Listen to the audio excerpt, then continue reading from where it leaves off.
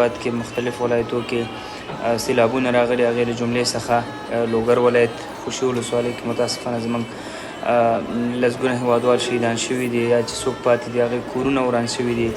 همدارنګه ننګرهار کې، همدارنګه خو اکثره ولایتونو کې دا حال دی. ځینې هیوادوال مو بېکوره شوي، د هغې سرپناه نشته. ماشومان یې په مختلفو ځایو کې شپې ورځې تېروي. نو هغې په خاطر باندې قمر بنسټ غواړي چې دغه هیوادوالو سره مرسته وکړي. نو دا مرسته یوازې قمر بنسټ نشي ترسره کولی، ستاسو مرسته اړینه ده.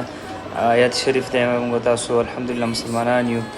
قرآن کې الله فرمایي بسم الله الرحمن الرحیم وتعاونوا علی البر والتقوى. نو راځئ چې د څو پورې خپلو د هیوادوالو ته په دغه سختو شرایطو کې لکه څنګه نور وختو کې رسېدګي کړې، اوس هم مټې بډ وهو، ځکه موږ او تاسو ټول الحمدلله یو درد یو، یو بدن دی، یو مو درد دی، یو مو غم دی، یو مو خوشحالي ده. نو پوهېږو چې دوستان مو په دغه سختو شرایطو کې هلته ژوند کوي. وضعیت یې ښه نه دی. زموږ ټیمونه تر فاریابه هم تللي دي.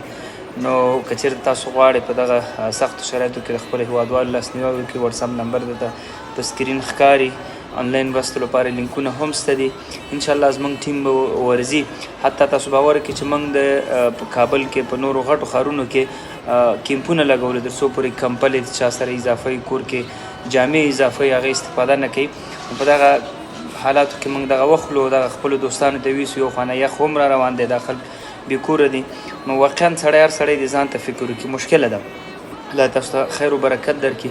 ویډیو سره شریک کړئ تر څو ټول دوستانو ته ورسېږي او په دغه حالاتو کې لاسنیوي ته را مخته سي راودانګي. په الله مو سپارم. السلام علیکم ورحمت الله.